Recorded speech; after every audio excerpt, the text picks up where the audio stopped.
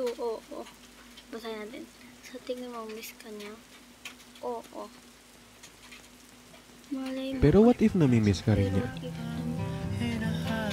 Namimiss ka rin niya, pero ayaw ka na lang niya talagang balikan.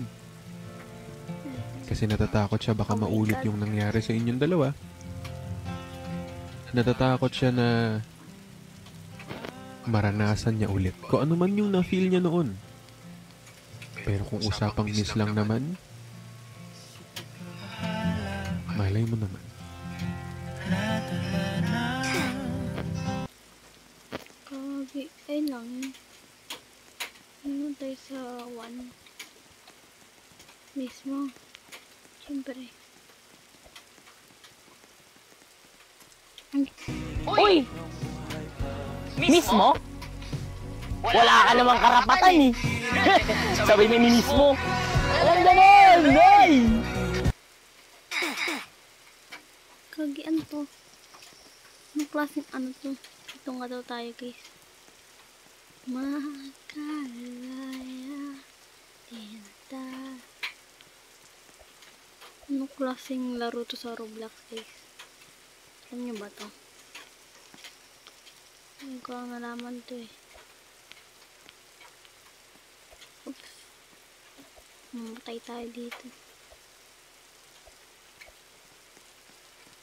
What if kaya ka naman talaga hindi makamove on?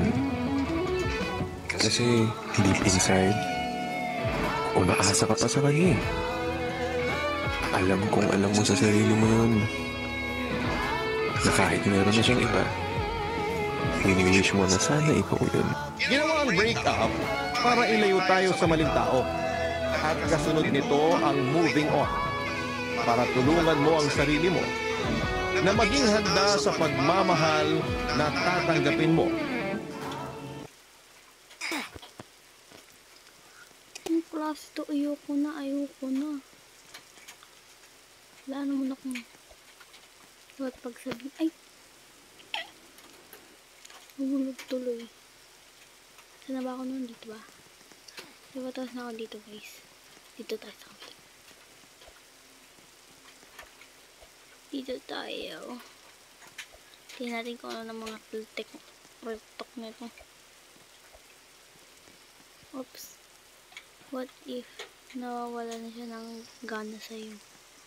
Talaga ba? Minsan, hindi lang naman what if. Tinatanong ko rin kayo kung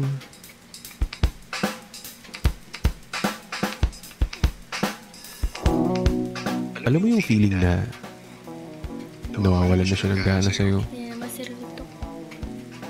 At alam mo yung feeling na yun kasi talagang ngayon nawawalan na siya ng gana sa'yo. Pero hindi mo maamin, di ba? Hindi mo maamin na ikaw na lang ang tagabuhay ng conversation nyo. Kakapagod mag-isip ng topic, no? Ayoko na, guys. Ayoko na. Sawa na ako.